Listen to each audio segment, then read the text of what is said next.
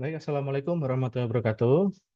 Perkenalkan, saya Prananda Adhika Santosa. Di sini saya akan mempresentasikan hasil dari ujian akhir semester untuk mata kuliah Machine Learning. Untuk tugasnya sendiri adalah, sebentar saya lihat tugasnya, yaitu melakukan sebuah percobaan menggunakan salah satu teknik Machine Learning menggunakan dataset yang berasal dari lingkungan sekitar atau di tempat kerja Anda. Jika tidak ada data yang bisa digunakan, ambillah dataset dari sumber luar. Kemudian gunakan bahasa pemrograman Python untuk menyelesaikan tugas ini. Yang keempat, dari percobaan yang Anda lakukan, buatlah sebuah laporan penelitian dengan susunan bab sebagai berikut. Ada pendahuluan, metode, penelitian, hasil pembahasan, kesimpulan, daftar pustaka. Nah, di sini saya sudah membuat untuk percobaannya menggunakan dataset dari sumber luar, yaitu eh, UCI Machine Learning Repository. Di sini saya memilih dataset yang relevan dengan analisis data lingkungan kerja atau pemerintah, misalnya risk management, fraud detection, atau employee performance. Langkah-langkah yang akan saya lakukan yang pertama adalah memilih dataset yang sesuai, membersihkan dan memprosesi data, menerapkan algoritma machine learning ya, yang sesuai, misalnya ada random forest, logistic regression, atau K-means clustering.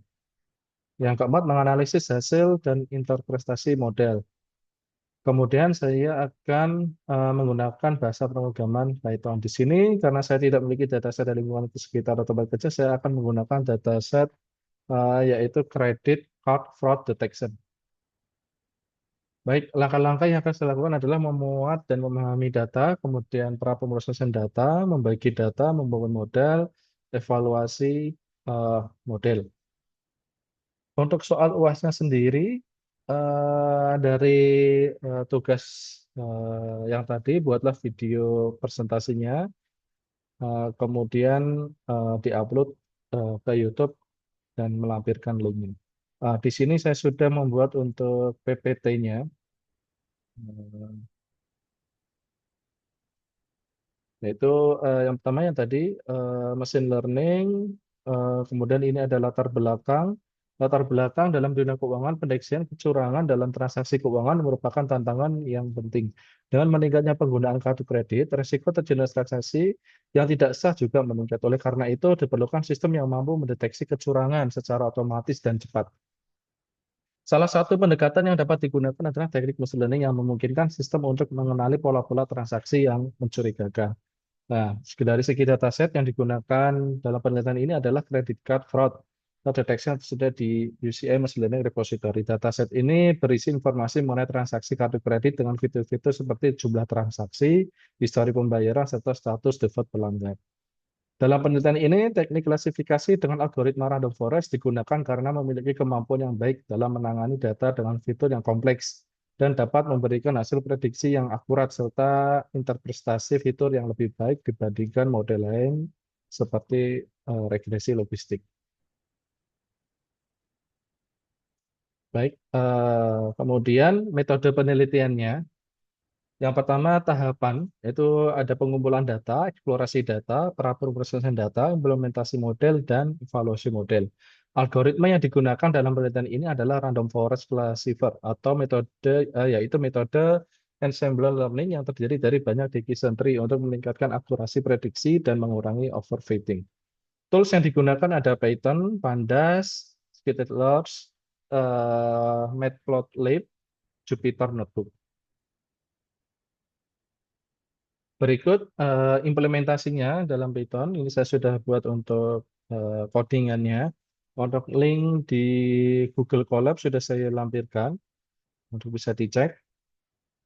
Kemudian hasil dan pembahasan di sini hasil percobaan yaitu setelah model diterapkan pada dataset, hasil evaluasi model menunjukkan bahwa random forest memiliki performa yang cukup baik dalam mendeteksi transaksi yang mencurigakan. Berikut adalah hasil beberapa metrik evaluasi. Yang pertama, akurasinya 94%, precision untuk fraud 73%, recall untuk fraud 23%, F1 score untuk fraud 35%. Hasil ini diperoleh dengan membandingkan prediksi, metrik, dan klasifikasi report.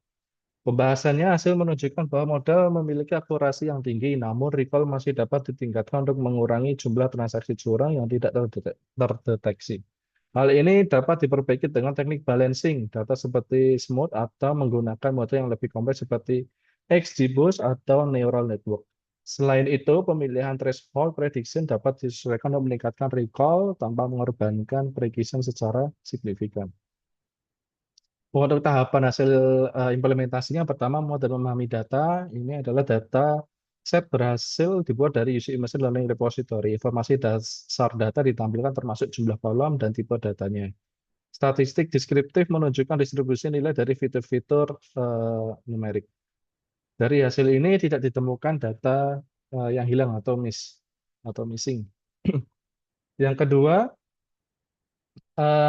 hasil tahap dari implementasinya pertama yang kedua pemrosesan data yaitu kolom ID dihapus karena tidak berpengaruh dalam prediksi. Data fitur dinormalisasi menggunakan standar scalar. Data dipisahkan menjadi training set 80% dan testing set 20%. Kemudian yang ketiga, membangun model dan melatihnya. Model random forest classifier dilatih menggunakan data training. Setelah pelatihan, model siap untuk dilakukan prediksi. Output contoh dari pelatihan model itu random forest classifier, random underscore state sama dengan 42. Ataupun evaluasi modelnya, setelah model diuji menggunakan data set testing, hasil evaluasi diperoleh confusion metriknya sekian. Ada metrik 5618, 30, 270, 82. 5618 transaksi nomor yang diprediksi benar, 30 transaksi nomor yang salah, klasifikasikan sebagai fraud, 270 transaksi fraud yang tidak terdeteksi, 82 transaksi fraud yang terdeteksi dengan benar. Yang terakhir adalah hasil tahap implementasi yang tadi saya sudah jelaskan, akurasi yang 94%, yaitu mampu mengklasifikasikan transaksi dengan tingkat keberhasilan tinggi. Precision untuk fraud 73%, dari semua transaksi diprediksi sebagai fraud 73% benar. Recall untuk fraud 23%, transaksi fraud yang berhasil dideteksi oleh model. F1 score 35%, indikasi keseimbangan antara prediction dan recall untuk transaksi fraud. Kesimpulannya, model random forest mampu mendeteksi transaksi kartu kredit yang mencurigakan dengan tingkat akurasi yang tinggi. Meskipun akurasi tinggi, recall masih dapat ditingkatkan untuk mengurangi false negatif. Teknik machine learning terbukti dapat membantu pendeteksian kecurangan dengan efisiensi yang lebih tinggi. Saran menggunakan teknik balancing data seperti semut untuk menangani ketidakseimbangan kelas, menguji algoritma lain seperti XGBoost atau neural network, menggunakan fitur tambahan seperti analisis perilaku pengguna untuk meningkatkan akurasi model, dan yang terakhir mengoptimalkan threshold model agar recall dapat meningkat tanpa menurunkan precision secara signifikan. Berikut adalah daftar pustaka yang sudah saya buat. Kemudian terakhir, terima kasih atas perhatiannya. Untuk video akan saya upload di YouTube dan saya akan share linknya di lampiran dari jawaban UAS. Terima kasih. Wassalamualaikum warahmatullahi wabarakatuh.